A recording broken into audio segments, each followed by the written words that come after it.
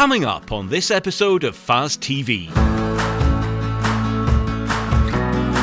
we visit Kirkton and Auctertyre, two of SRUC's research farms, to hear about the latest developments in livestock management, feed efficiency and biodiversity.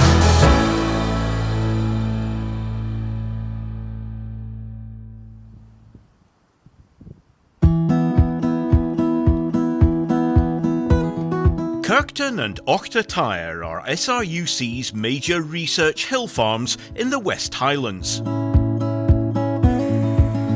Based near Crean Larrick, the farm covers 2,200 hectares of hill ground. Davy McCracken and his team run the farm. Their main aim is to develop and implement information from research. We've been here for over 50 years and we rent it from the Scottish Government. We were set up initially to address the challenges facing agriculture in this sort of environment, and we are still doing that, but for the last 25 years we've also been looking at environmental challenges as well. Our livestock numbers do vary from time to time, but we've currently got about 1,600 sheep and a small herd, about 30 breeding cows of cattle. How representative are Kirkton and Auctertyre of other upland farms in Scotland? We're very typical of hill farms and crofts across Scotland in terms of the small amount of good quality in-by grassland we've got and the large amount of sort of hill grazing we've got. We're atypical in that over the last 20 years we've been introducing a lot more woodland onto the farms. But if you step away from Scotland and look at the rest of the globe, about a third of the globe is made of what's called rangelands, the type of grazing systems that rely on natural or semi-natural type vegetation, the type of stuff we've got here. What are the benefits and opportunities of farming in this part of the country? It can be too much rain at times, but we don't really suffer very much from drought at all. We have got reasonable sort of grazing resource during the summer. Challenges during the winter is the grazing resource is markedly reduced. We have less in the way of good quality grasses and herbs out on the hill grazing, so that can be a particular challenge for us. What are some of the environmental challenges that you experience here at Kirkton? You look around us at the topography, so it's quite mountainous, so it's very difficult to actually keep an eye on all the livestock at all the time. But a particular challenge is the fact that we get between 2.5 and 3.5 metres of rain per year, and that can add to the livestock productivity issues that we face. Now, research is a key element of the activities here at Kirkton and Auctertyre. How has research been linked into the farming systems here? We do what I call component research, so we have some small-scale trials, wildflower mixes, etc. on small plots. But actually the vast majority of the research we're doing here and have done for the last 20-25 years is all to do with the actual system. And doing systems-level research, it's not just that you change one thing. There's quite a number of things that could be changed which all collectively add up to being beneficial to farms of this type. And where does all this research go, and how can farmers get access to it? Like many researchers, or like most researchers, we publish it in scientific journals, but most farmers won't access it that way. So farmers, for the type of research we're doing here, farmers can access that by the sort of the workshops and open days that we'd be having normally in a non-pandemic year, or the range of sort of podcasts and other activities we're doing with the Farm Advisory Service for the last year. And we also have a variety of social media channels, and I do an article in the Press and Journal about our research here and elsewhere every month.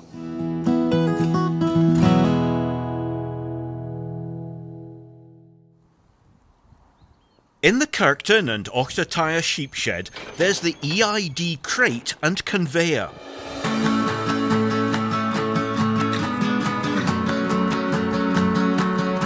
This allows farmers to complete tasks safely and with large numbers of sheep.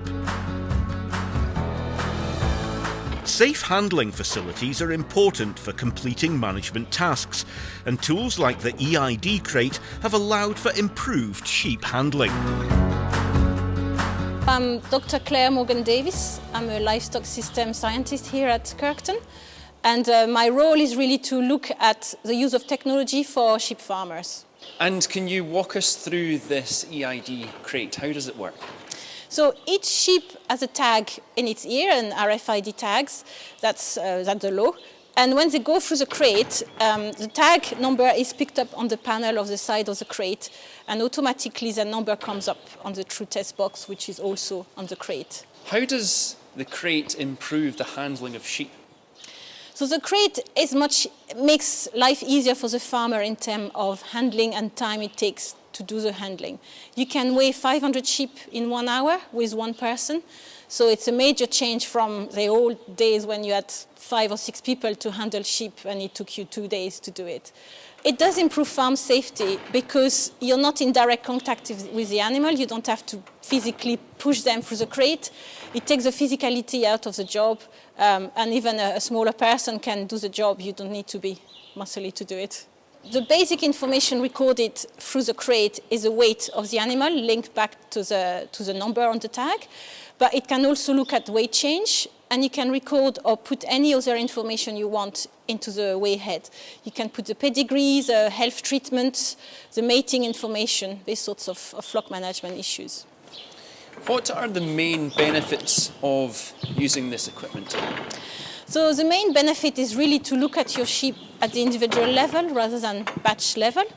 So you get more targeted information and you can have more of a targeted management. It's better for health and eventually business as well, because you're not wasting resources on a sheep that maybe is not worth it, or you're giving it too much food, for example. Are there any challenges of using the EID crate? When we started having these sorts of equipment, some challenges we found was that the sheep didn't really like going through the crate, especially the blackface. But after going through the crate a couple of times, they're quite used to it. The lamb can jump around as well, and you don't get a weight straight away. And the design now is much better, but the first design we had, it was like a guillotine doors, so the sheep would get stuck in it a little bit. But I think these problems are being teased out now. And can you tell us about what you're holding? Yes, so I've been clutching it. So it's just a stick reader, and that reads the tag of the sheep. We call it the lightsaber as well, it's a bit. But what it does is we just press the button, and then you can beep your sheep in the fank or anywhere, and all the numbers are coming in here. So you know exactly which sheep was in that pen at that time. And how much does all of this fancy technology roughly cost? So the system we've got here, it's quite state-of-the-art. We've got 5-way shedder plus automatic shedder, so that's roughly £10,000. But we can find it on the market for around £3,000, which is a much simpler system, maybe a 2-way manual shedder rather than automatic one. But if you think in return of this investment, £10,000, you've got 900 sheep. We made some studies and looked at labour savings, equate roughly at £3 per ewe. So in 5 years, you've paid back your investment for that system. If you go for something a bit cheaper, the return will be even earlier. I think it's a worthwhile investment.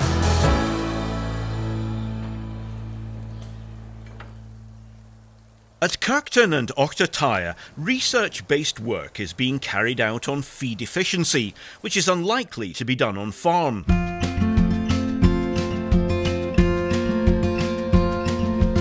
Nicola Lambe and her team have carried out a range of studies investigating how feed efficiency is affected in sheep. So this is our feed intake recording equipment.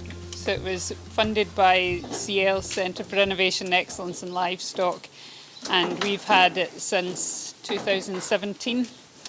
And what it does is it records the individual feed intake of every individual animal in the pen. Feed efficiency is how efficiently the animals can convert feed into outputs. So for lambs, the most important trait that we're looking at is lamb growth to slaughter. And for the mature ewes, those outputs might be lamb production traits, so how many lambs they can produce and how well they can rear those lambs. So for example, we might be interested in the amount of growth per kilogram of feed intake, and that would be feed efficiency. And what data can the equipment collect? The bins that you see here, these are what we call the forage bins, and they collect information on every meal that each animal has. So each animal has an electronic identification tag in their ear.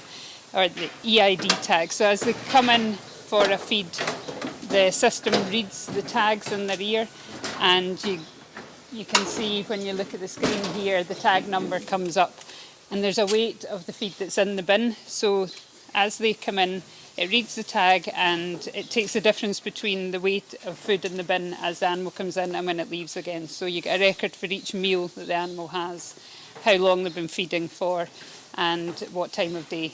With the pieces of kit that we've got here, we can look at individual feed intake, so on the individual animal level. And we've used that in a mixed breed group to see if you had a mixture of breeds in a group. Is one of those breeds eating more than the others? So in the pen here we have the Clin and the Scottish Blackface, and we've found that the Clins eat less food in a day per animal, so they have a lower average dry matter intake, but they actually grow more quickly, so they are more efficient. They have a lower feed conversion ratio, which is a ratio of that efficiency, so the amount of feed eaten per kilo of growth. Are there any limitations to using this equipment? At the moment, this system can only be used inside, and we're also interested in feed intake outside as well, particularly in these sort of hill systems. Most of the sheep are outdoors all year round. So part of the research is to see how the measurements from this system match to measurements outdoors that are collected in other ways, because we want to relate the feed intake outdoors as well to growth and production traits. How does feed efficiency impact on the wider environment? So the animals that are more feed efficient are eating less feed for every kilo of growth. So they would tend to finish quicker for slaughter. They would take less time to get to slaughter. And that means that there's less emissions per animal, and you could potentially have a reduced number of animals for the same amount of output. With the data that you're collecting, how is this relevant to the wider agricultural sector? We've got both economic and environmental benefits. So economically, if people can select animals or diets that are going to make animals grow more quickly and more efficiently, then they could select breeds or individuals on genetic information, genetic breeding values on feed efficiency, and they could then breed for those traits within their flocks. Or feed companies, for example, are interested in testing different diets in this sort of system to see how efficiently the animals are growing based on different diets. The research findings that you collect, where do you publish it, and can farmers get access to some of the information? Yes, so a lot of the work that we're doing with this is feeding into a European project at the moment called Grass to Gas, which is partners from throughout Europe and wider as well. So we are working with those other partners to pool our findings from these sorts of trials and publishing in scientific journals, but also trade magazines, and we want to get the results out to individual farmers as well to get them interested in some of these types of data and results.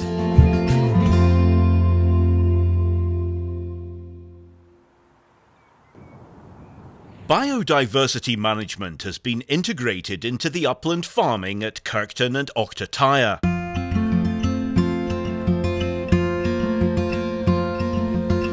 A variety of biodiversity measures have been put in place to help preserve the natural habitat alongside the livestock.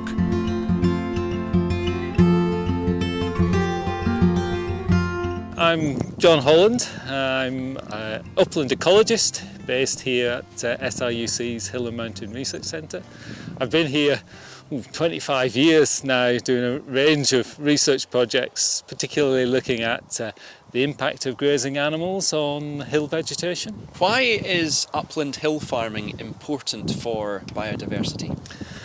The thing is with upland hill farms is that they have this wide range of habitats, most of which is unimproved. It's sort of high nature value farming, low intensity agriculture, which means that biodiversity is able to thrive.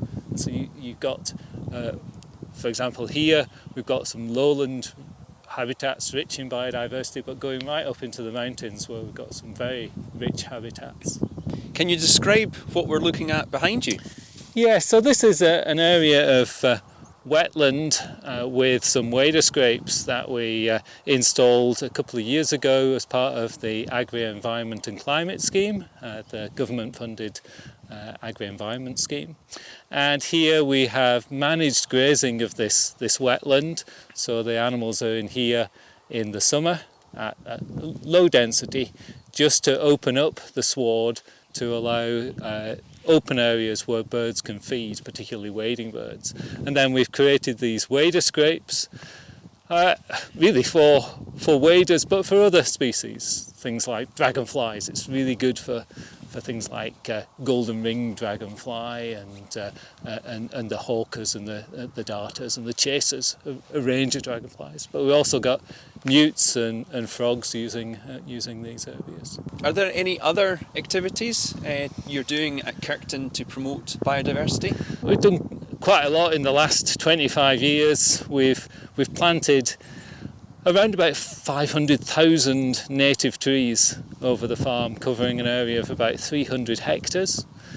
That was under the Woodland Grant Scheme, but under various agri-environment schemes, so the Countryside Premium Scheme and the Rural Stewardship Scheme and now the AICS, we've managed a number of wetland areas.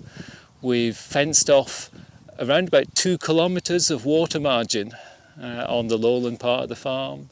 We've fenced off areas of scrub and managed areas of scrub and various small-scale tree planting within the agri-environment schemes. We've also created a small area of species-rich grassland, which is really good for pollinating insects. You mentioned grant schemes. Are there any of those grant schemes that you described available to farmers and crofters at the moment?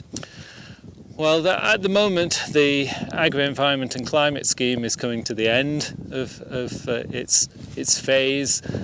What the next schemes will be, not quite sure yet, but it's very likely that there will be a very similar type of scheme available in the future. Making improvements to biodiversity does cost money, but are there any low-cost improvements or quick wins that can be made? Well, I think a lot of the things that we have done, they have multiple benefits, so it's not just benefiting biodiversity, it's actually benefiting the farm. So where we've fenced off some of the water margins, where we've fenced off steep gorges which are actually quite dangerous to the livestock, so they've had benefit for both the biodiversity but also for the livestock and the management.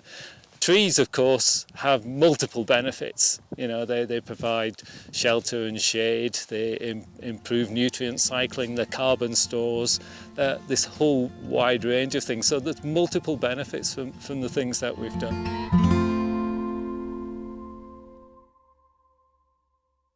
So we're in early May, but the temperatures feel much more like early March. The grass isn't growing and these grass shortages are concerning. They could have knock-on effects on cow condition and subsequent fertility, and perhaps issues with forage shortages as we go into the winter time. Across our disease surveillance hubs, we've been busy supporting vets and farmers investigating disease outbreaks. As predicted, we've seen outbreaks of Clostridial disease in lambs due to both pulpy kidney and lamb dysentery. We've also seen Clostridial disease in cattle.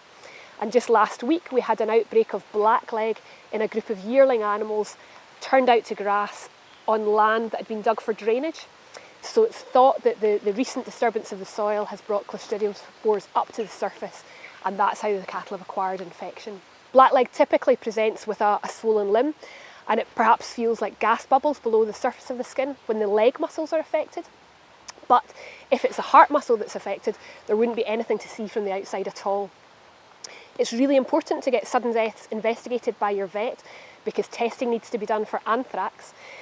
But at that same time, testing for the likes of staggers could also be done, so an eye fluid sample could be taken to check for magnesium levels to see if that's been the cause of the sudden death. We've been investigating outbreaks of scour in both lambs and calves in recent weeks. with cryptosporidium and rotavirus being commonly diagnosed. These typically cause diarrhoea in calves and lambs up to a few weeks of age, but more recently we've also been diagnosing coccidiosis in lambs and calves. Coccidiosis tends to affect slightly older animals, so lambs about 1 to 2 months of age and calves perhaps up to 3 or 4 months of age, but sometimes older individual animals will also be affected. If there's a protracted lambing or calving period, then it's often the later born animals that are most seriously affected. That's because they can be exposed to much higher levels of challenge in the environment than the older animals in the group. Another common cause of diarrhoea in lambs as they get a little bit older is nematodiarrhea. And if the temperatures rise dramatically in the next few weeks, which they hope they will, then lambs will particularly be at risk of this condition. Nematodiarrhea is a worm whose development is arrested during cold spells, but when the temperatures rise, you can get mass emergence of the larvae in the pasture. And if this coincides with lambs beginning to take in sufficient amounts of grass, then you can get outbreaks of serious disease, you can get severe diarrhoea, and you can get sudden deaths with this condition.